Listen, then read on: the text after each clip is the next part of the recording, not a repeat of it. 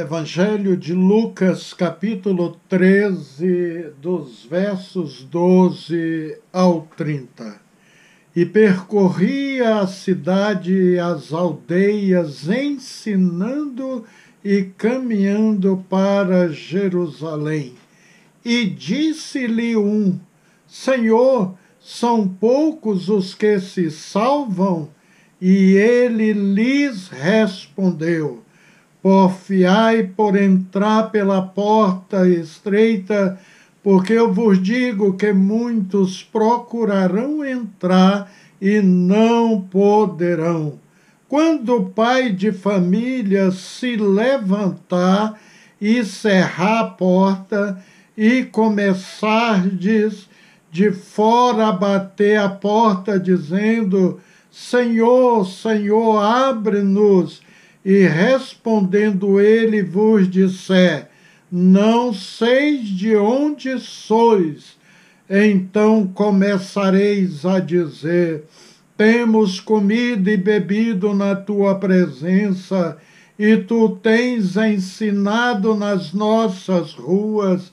E ele vos responderá: Digo-vos que não vos conheço, nem sei de onde sois. Apartai-vos de mim, vós todos que praticais a iniquidade. Ali haverá choro e ranger de dentes, quando virdes Abraão, Isaque e Jacó e todos os profetas no reino de Deus, e vós lançados fora. E virão do Oriente e do Ocidente, e do Norte e do Sul, e assentar-se-ão à mesa no reino de Deus. E eis que derradeiros há que serão os primeiros, e os primeiros há que serão os derradeiros. Meus queridos, desconhecemos o autor desta pergunta a Jesus Cristo, mas sem dúvidas é uma pergunta de quem estava interessado, preocupado com a vida depois que deixar este mundo físico. A pergunta saiu de uma pessoa que estava entre os ouvintes de Jesus. Observe: Senhor, são poucas as pessoas que se salvam? Verso 23. Sabe o porquê desta pergunta? É que alguns rabinos, ou seja, os pastores da época de Jesus, ensinavam que todo o povo de Israel participaria do banquete do reino. Eles arrogavam que eram detentores exclusivos dos céus. A razão de Jesus não responder com um simples sim ou não é porque a pergunta foi mal formulada ou estava incompleta. Se respondesse afirmativamente, Jesus criaria certezas enganosas. Se respondesse negativamente, provocaria sem dúvidas o desânimo. Jesus não revelou números como fazem algumas seitas dos nossos dias. Uma delas diz que apenas 144 mil dos seus afiliados, ou seja, os adeptos do seu salão, serão salvos. Mas quem lê a Bíblia sabe perfeitamente que o livro de Apocalipse, de onde eles tiraram este número, possui diversos simbolismos. E este número 144 mil é das 12 tribos multiplicado por 1000, ou seja, 12 ao quadrado. Novamente, queridos, é bom dizer que o Salvador do mundo Jesus Cristo nunca disse um número exato dos salvos, mas deixou bem claro que será um número exorbitante e não só de judeus. Observe o texto de Apocalipse 7, 9.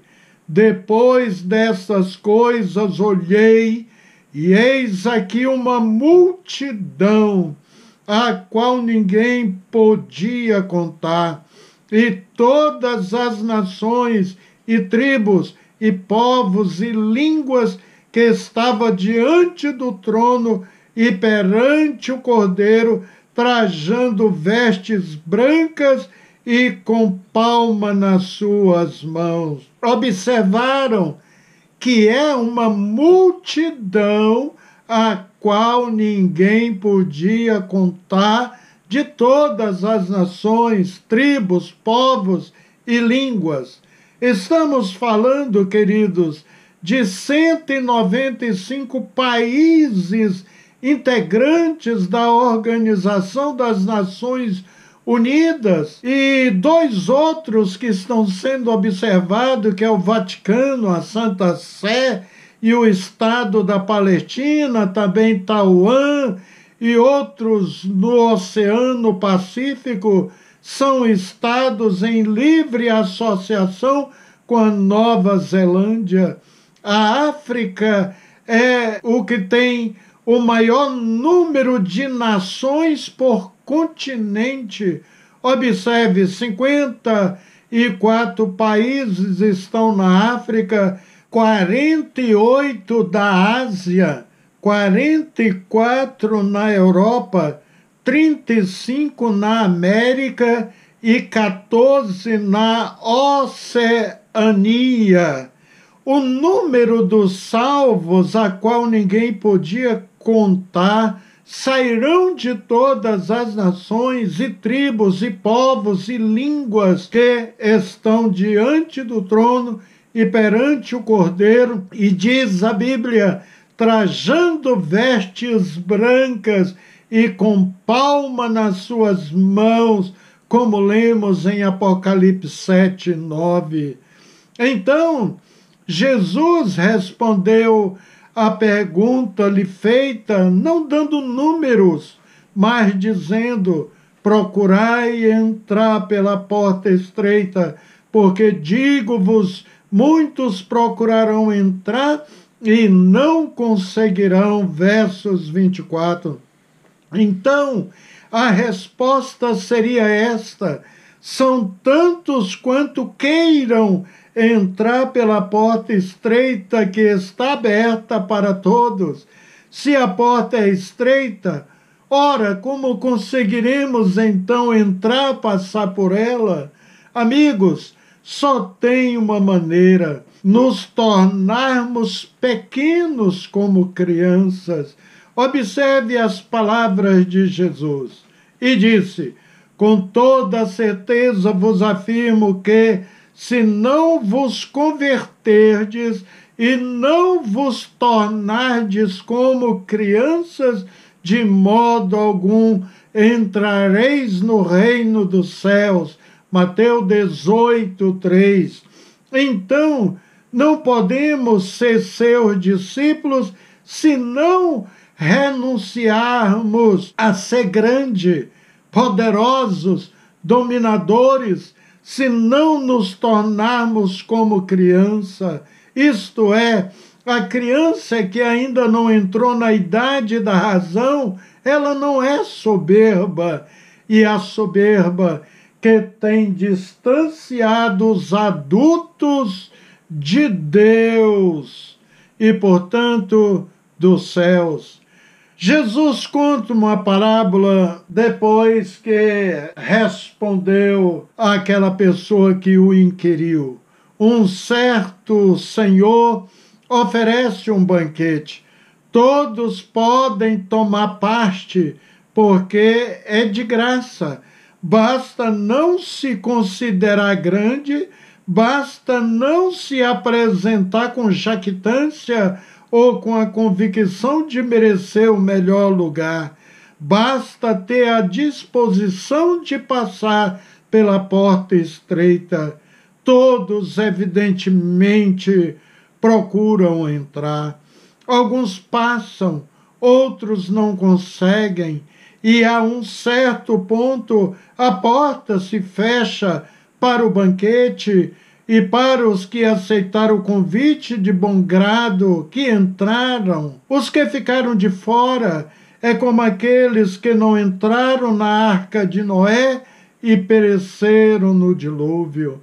Depois que a porta fechou, não adianta dizer: comemos e bebemos contigo e tu ensinaste nas nossas praças. Lucas 13, 26. Quem são esses? São pessoas que conheceram Jesus, ouviram suas palavras, comeram junto com ele por um certo tempo. Não são, portanto, pagãos, mas membros da comunidade cristã. São aquelas pessoas que julgam estar com tudo em ordem para poder entrar na festa. Entretanto, não possuem o requisito indispensável. Não se fizeram pequenos e nunca passarão pela porta estreita. Alegar-se que eram seguidores de Jesus não é o suficiente, pois isso não é evidência de que Jesus era o seu amigo. Em João 12, 26, é claro: se alguém quer ser meu discípulo, que venha a mim e me siga, pois os meus servos deverão estar onde eu estiver, e se me seguirem, o Pai os honrará. E seguir a Jesus Cristo, queridos, é renunciar a si mesmo, é tomar cada dia a sua cruz, como lemos em Lucas 9, 24. E carregar a cruz não é colocar nas costas uma madeira em forma de cruz, como vemos inúmeras pessoas fazendo nas suas procissões, levando madeiro. Levar a cruz é viver uma vida coerente com a vontade de Deus. Seguir a Jesus significa ir mesmo literalmente atrás dele, e renunciando a si mesmo, sua vontade, seu desejo, seu orgulho e egoísmo. Perceba que antes da sentença, negue-se a si mesmo, Jesus usou a expressão vir após mim. Essa expressão significa unir-se a ele. Aqui Jesus utilizou como base o fato de que frequentemente ele era seguido por multidões, mas andar literalmente atrás dele não significava ser seu seguidor. Quem ficava ao lado de Jesus eram os 12 discípulos. A porta é estreita, mas ainda, queridos, continua aberta. Ainda dá tempo de você passar por ela, uma vez que você está vivo. Há esperança para você. Lembra das palavras de Jesus em Apocalipse 7:9. Depois dessas coisas, olhei, e eis aqui uma multidão, a qual ninguém podia contar, de todas as nações e tribos e povos e línguas, que estavam diante do trono e perante o Cordeiro, trajando vestes brancas, com palma nas suas mãos. E você poderá estar relacionado nessa multidão, a qual ninguém podia contar, de todas as nações, tribos, povos, línguas, que estavam diante do trono e perante o Cordeiro, trajando vestes brancas e com palma nas suas mãos. Basta entregar o teu caminho ao Senhor, deixe que Ele opera na tua vida, querido, e na regeneração de sua alma, e faça de ti uma nova criatura para habitar com ele. Certamente que os que não se salvarão é um número expressivamente bem maior do que os salvos. Jesus deixou isto bem claro: larga é a porta e amplo caminho que leva à perdição, e são muitos os que entram por ela. Como é estreita a porta e apertado o caminho que leva à vida, são poucos os que entram por ela. Mateus 7, 13 e 14. A vida é feita de escolhas. Entrar por uma porta é rejeitar a outra. Passar pela porta larga significa assumir toda esta mentalidade do mundo. A lei do caminho largo, da porta larga, é a liberdade sem limites, a liberdade que escraviza, a libertinagem. Este caminho largo, que conduz à perdição eterna, propõe prazeres, mas um prazer que atormenta. É o caminho de muitos atrativos e uma aparente alegria que, por esta razão, a maioria da humanidade tem andado por ele. No momento, é o caminho dos excessos, de tudo pode, que oferece muitos atrativos e opções de diversões. Porém, o fim deste caminho é a perdição, o choro, as trevas eternas, a separação irremediável de Deus e o inferno como a sua casa permanente. Jesus te chama, querido, porfiai por entrar pela porta estreita. É ela que te levará à porta celestial. Amém. Oremos. Pai bendito, a tua gloriosa palavra nos aponta o caminho, sobremodo excelente o caminho que leva aos céus. Senhor, que esta palavra, que é o poder de Deus para a salvação de todo aquele que crê, possa alcançar esses lares, estas vidas que ainda estão caminhando pelo caminho largo, estão passando pela porta larga. Que o Senhor tenha misericórdia.